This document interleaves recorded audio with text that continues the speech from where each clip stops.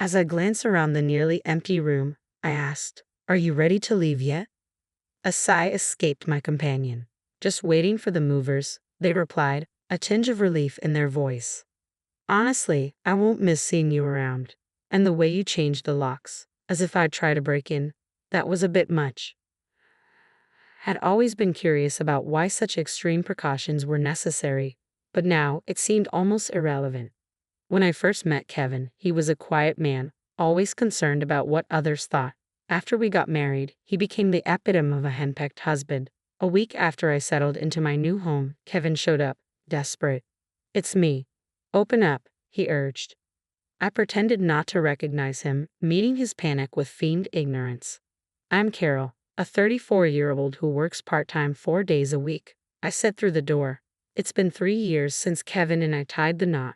We don't have children, but I always thought we could still find happiness together. In the early days of our marriage, we stayed up late talking about our dreams for the future. We were both new to love, cautious at first, but I thought we genuinely enjoyed each other's company.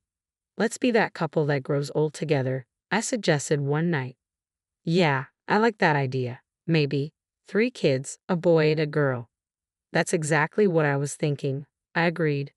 Those light-hearted conversations were delightful to someone like me who had never really been interested in love or marriage. Meeting Kevin had been unexpected. We met at a party I attended out of obligation, not enthusiasm. He seemed to be there under similar pretenses, and we bonded over our shared disinterests, gradually becoming friends. He was serious, a bit reserved, but always kind, and I found that charming.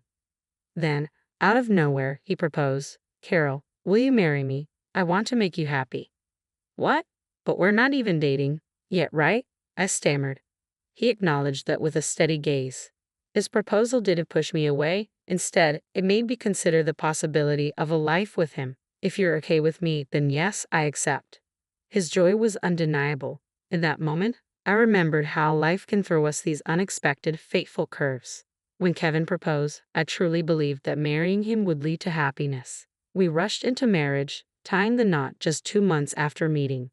With little experience in love, our journey was clumsy at times, but that made it feel like an adventure. However, about a month after we moved in together, I started noticing the growing gap between my expectations and the reality of our marriage.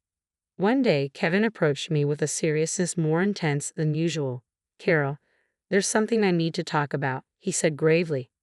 I was startled when he asked me to quit my job and become a full-time homemaker. It was unexpected. He had never shown dissatisfaction with my working before, and this marked the beginning of an odd shift in his behavior. "Why would you ask that?" I questioned, confused by his sudden change. "When you work, it makes me feel unneeded," he confessed. "Did someone put that idea in your head?" I asked, trying to understand his insecurity. "No," he replied, "but at my company, all the other men's wives stay at home. It's just how things are there." I had made it clear from the start that I intended to keep working, especially since saving money was crucial to our plans. But we agreed I would continue working after we got married, didn't we? I reminded him. "I know," he said, "but as my wife, I hoped you'd consider my feelings," Kevin said, though it was clear his concern was more about meeting social expectations than our mutual happiness. "Why not just pretend I've quit? There's no need for me to actually leave my job," I suggested, reluctant to give up my career. But Kevin's anxiety about appearances only deepened. "If things don't change, I'll be ridiculed by my colleagues and bosses. I'm supposed to be the head of this household, aren't I? Please just do as I ask," he insisted, unwilling to listen to my reasoning. "I can't make that decision right away," I replied, needing time to weigh my options. "All right," he said, though his tone carried an undercurrent of urgency. "But please decide soon." I knew I couldn't let this issue drag on for long. I feared what might follow if I didn't act decisively. Seeking advice, I turned to my boss, Madison. Madison had been an administrative assistant since high school and had faced a similar situation with a controlling ex-husband, which ultimately led to her divorce. Now she was a dedicated single mother, resilient and independent, and someone I greatly admired.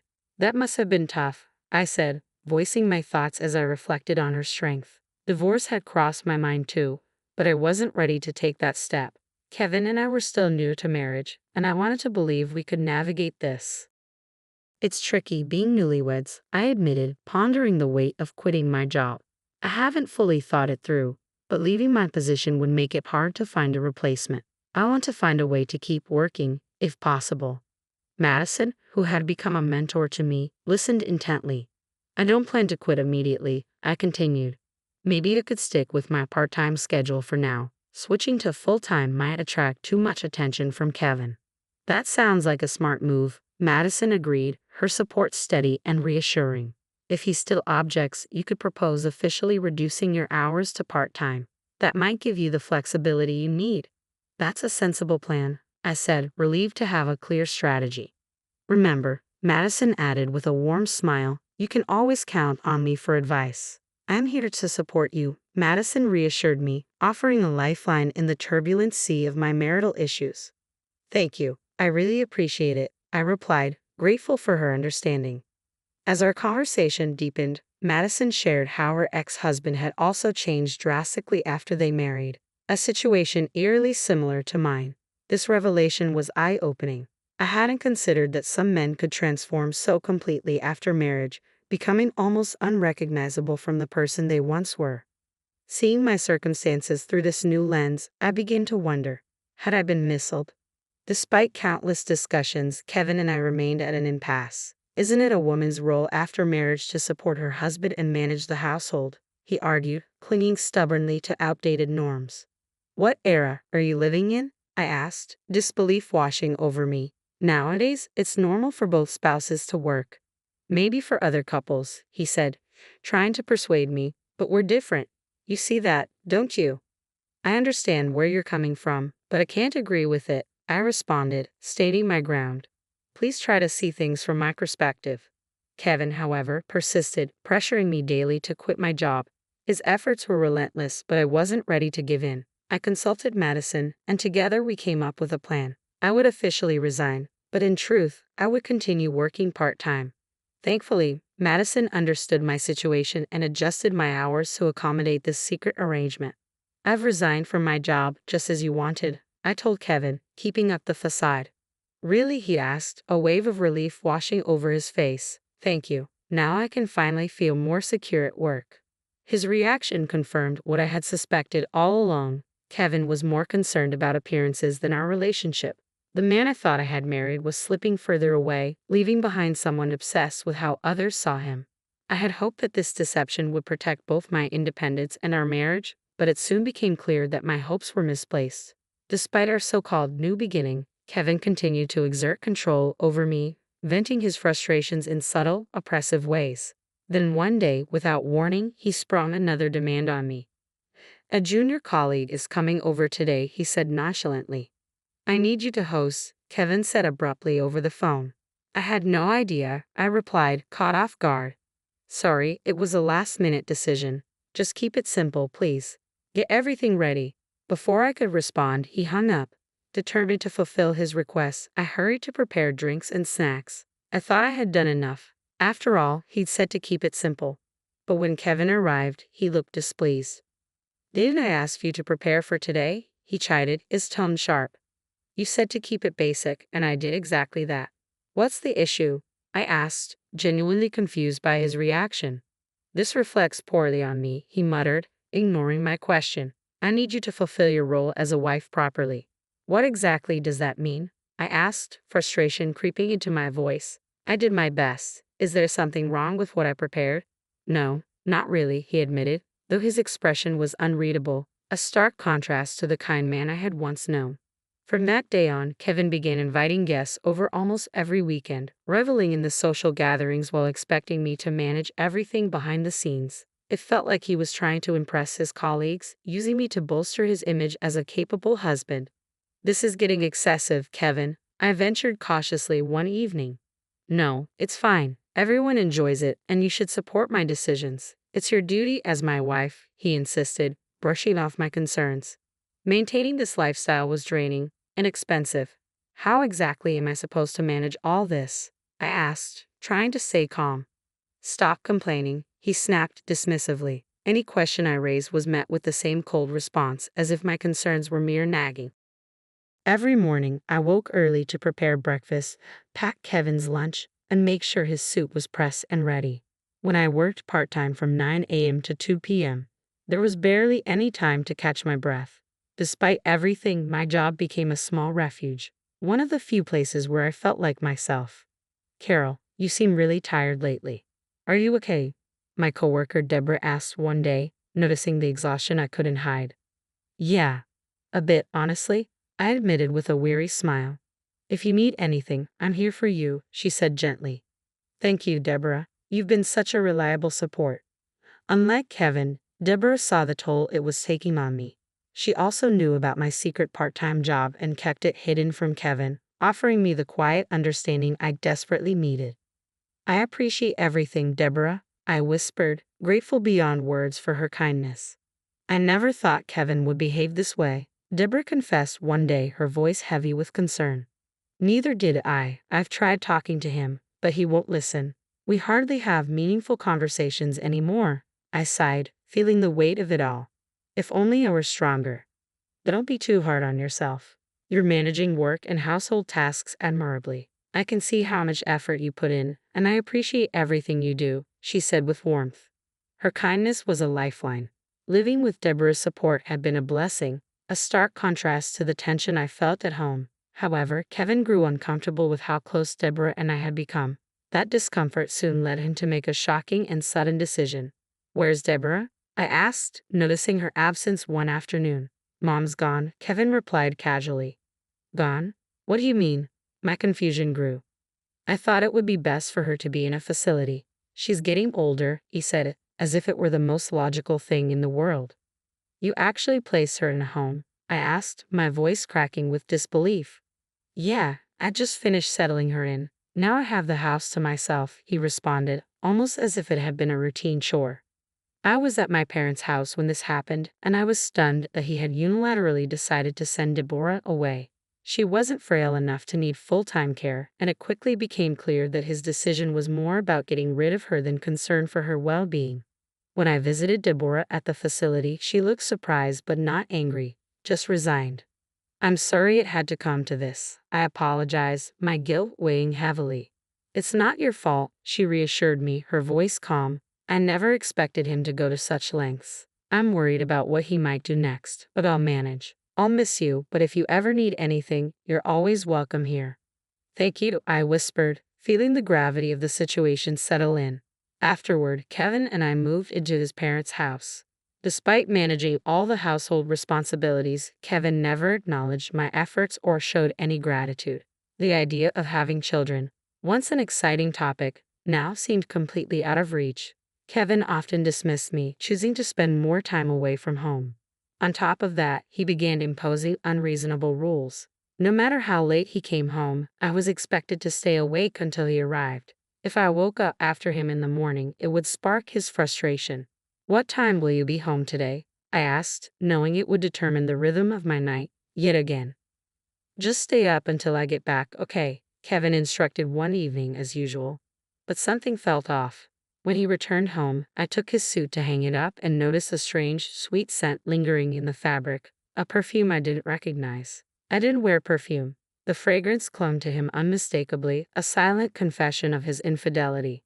Every time he came home late, I caught faint traces of that same perfume. Then, one night, Kevin did something out of character. He suggested I go to bed before him. My suspicions deepened. Quietly, I stayed awake, sneaking into the living room where I overheard a conversation that confirmed everything. Oh, she's clueless. When are you going to leave her? A woman's voice asked. I'll kick her out soon enough, Kevin replied nonchalantly, his voice clear. Their words cut through the silence, revealing that their affair had been going on for some time. While the discovery of the affair didn't shock me, it disgusted me. Kevin, still technically my husband, had become someone I no longer recognized. Despite my fleeting hopes that things might turn around, his treatment of me remained cold and unchanging. We were approaching our 3-year anniversary, and instead of things improving, Kevin dropped another bombshell. I have a business trip the day after tomorrow. I need you to get everything ready, he announced abruptly. That's very short notice, I replied, feeling my suspicion rise again. His trips had become a recurring excuse, and I couldn't shake the feeling that this was just another cover for spending time with his mistress. I remembered the warning from a colleague's wife at a company gathering. Be cautious if he suddenly mentions a business trip. Our company doesn't even have those. Her words echoed in my mind, solidifying my doubts. I had already confirmed my suspicions earlier when I stumbled upon a chat on Kevin's phone. He'd taken paid leave, disguising this business trip as something legitimate. That was the moment I knew it was over. Armed with undeniable proof of his affair, I prepared to confront him with divorce papers the moment he returned. However, Kevin beat me to it. As soon as he got home, he looked at me coldly and said, "Are you ready to leave? The movers will be here soon." "What? Why are you saying this all of a sudden?" I asked, stunned by his blunt directive. "I need you to be gone before I get back," he demanded, his voice void of emotion. And just like that, the final chapter of our marriage had begun to close, but this time, I was ready to write my own ending. "What?" I exclaimed, incredulous. "You can't just spring this on me and expect me to leave immediately." "Then I'll wait a bit, but you need to start preparing to leave," he replied dismissively. "Goodbye." I never imagined my once timid and overly concerned husband could transform into such a domineering partner. This was the final straw. The future I had envisioned with him felt like a distant memory, overshadowed by the reality of living with a man I could no longer trust. What came next? I wondered aloud. This could get interesting. Have the movers arrived yet? No need to rush, they should be here soon. "Oh, and I almost forgot to mention, I'm changing the locks on the house," he added casually. "All right, got it," I said, my heart sinking. The thought of never seeing his face again was oddly relieving. After nearly 3 years of marriage, I was convinced our relationship was irreversibly over. I quickly gathered my things and left the house, instructing my lawyer to file for divorce. Despite our circumstances, Kevin boldly posted pictures with his mistress on social media, displaying a level of audacity I couldn't comprehend. How could he be so reckless, providing even more evidence of his affair? Even our mutual friends noticed his strange behavior, marking the public unraveling of what we once shared. After leaving my in-laws' home, I transitioned back to full-time work and moved into a spacious high-rise apartment in the suburbs, a place I had long dreamed of living. It felt wonderfully liberating to be on my own, free from Kevin's presence. About a month after settling in, I was jolted awake one morning by the doorbell. Peering through the monitor, I was stunned to see Kevin standing outside. "Hey, it's me, Kevin. Open up, Carol," he called out, his voice presumptuous and demanding. His sudden appearance and entitlement were beyond comprehension. Deciding to feign ignorance, I thought it would be more amusing than outright rejecting him. Who are you?" "I'm sorry, but I don't know you," I replied through the intercom. "Don't tell me you've forgotten your husband's face." "I'm not married. I think you've mistaken me for someone else," I continued, watching as desperation washed over him. His face was a shadow of the timid man I once knew. "Please just listen. I've been deceived, and I need Carol's help," he pleaded. "I'm sorry, but I'm not obligated to assist you. If you persist, I'll have to call the police. Seriously, I don't know you." I was resolute in treating him as a stranger. Kevin must have thought I would always be there to solve his problems. But I was no longer that person who tolerated such dependency. "That's it, you made this mess, so it's up to you to fix it," I replied coldly. "You don't have to be so tough on me," he whimpered.